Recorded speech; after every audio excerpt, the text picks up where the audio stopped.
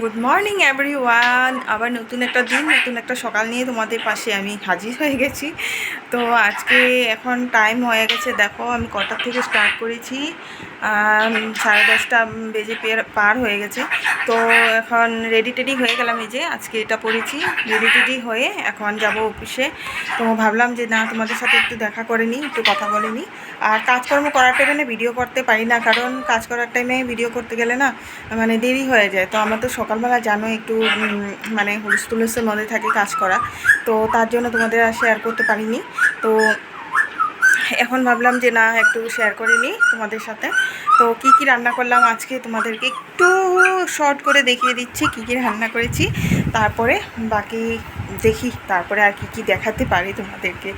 আর অবশ্যই আমার ভিডিওটা পুরো দেখো আর লাইক কমেন্ট করো কিন্তু, হ্যাঁ তোমরাই মানে আমার সাহারা, তোমরা পাশে থেকো, তাহলে না আমিও ভিডিও করতে মোটিভেট পাবো, তাই না?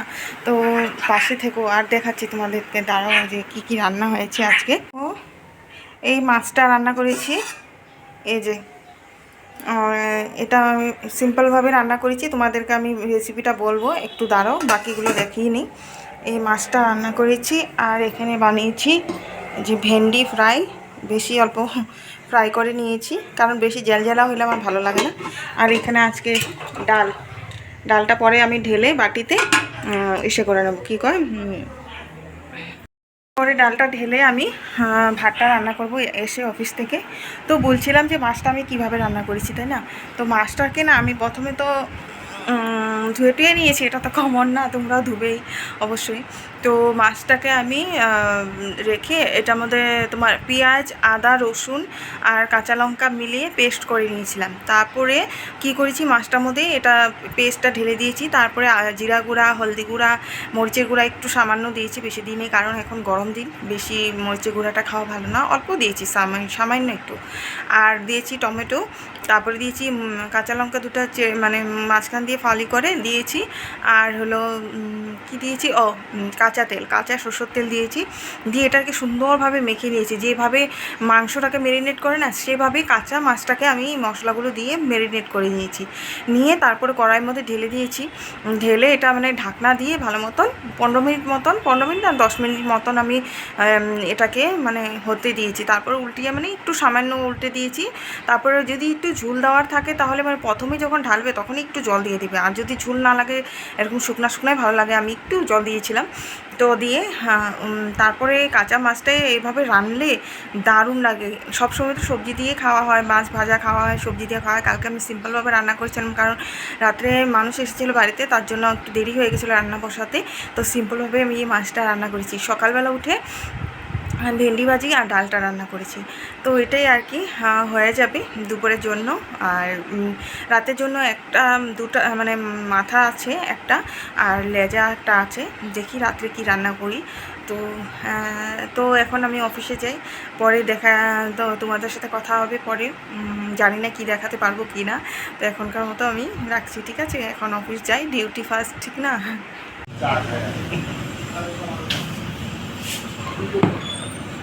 খাও, খায়া টেস্ট করে দেখো কিরকম আছে, লাগলে আরেকটা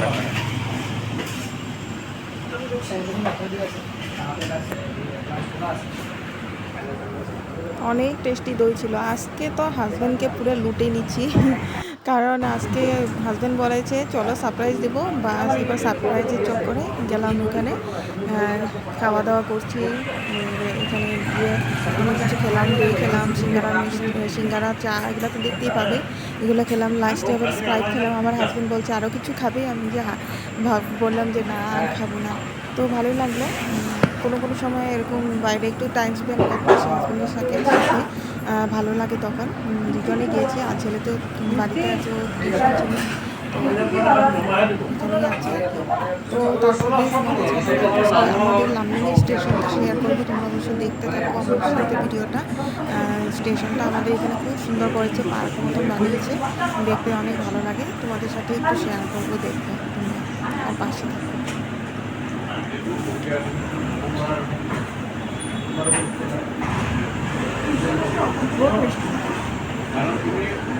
পরে খেলে ভালো না, ঠান্ডা খায় চা খেলে খারাপ হলো।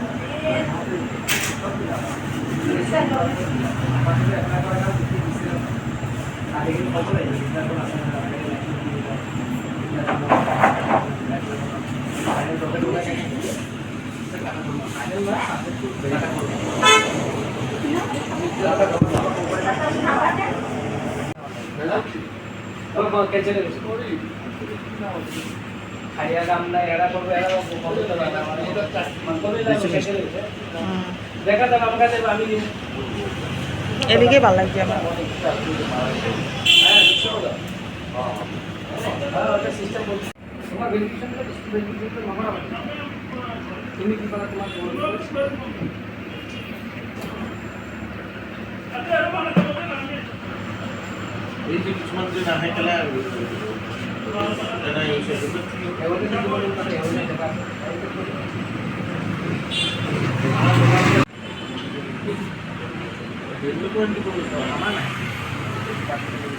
সিঙ্গারাটা এত গরম ছিল কি বলবো, তার জন্য এরকম করে ভেঙে দিয়েছে হাজব্যান্ড যাতে একটু ঠান্ডা হয় বলে, মানে একদম ভাজা অবস্থাতেই নিয়ে এনে দিয়েছে। দোকানটা এত ভালো টেস্টি ছিল, খেতেও খুব টেস্ট ছিল। এই দেখো সিঙ্গারাটা খেয়ে তারপরে বলছিলাম যে সিঙ্গারাটা খেয়ে তারপর দইটা খাওয়া দরকার ছিল, আগে দইটা খেয়ে নিচ্ছি। তারপরে হাজব্যান্ড হাসছে। তারপরে আমি বললাম যে ঠিক আছে তাহলে একটা স্প্রাইট কিনে দাও, হজম হয়ে যাবে, গরম খেয়ে আবার ঠান্ডা খাবো। তারপরে এই যে দেখো স্প্রাইটটা দিয়েছি, আবার স্প্রাইটটা খাচ্ছি। এও পুরো খাইতে পারিনি, অল্প খেয়ে তারপর ব্যাগে ঢুকিয়ে দিয়েছি, বাড়িতে এনে আবার ফ্রিজে রেখে দিয়েছিলাম, পরে ছেলেকে এনেছি। তো এই যে দেখো স্টেশনের দিকে যাচ্ছি, এদিক দিয়ে মানে দোকানটা ছিল, যে দোকানে আমরা চা খেয়েছি, খুব সুন্দর ভালো বানায়।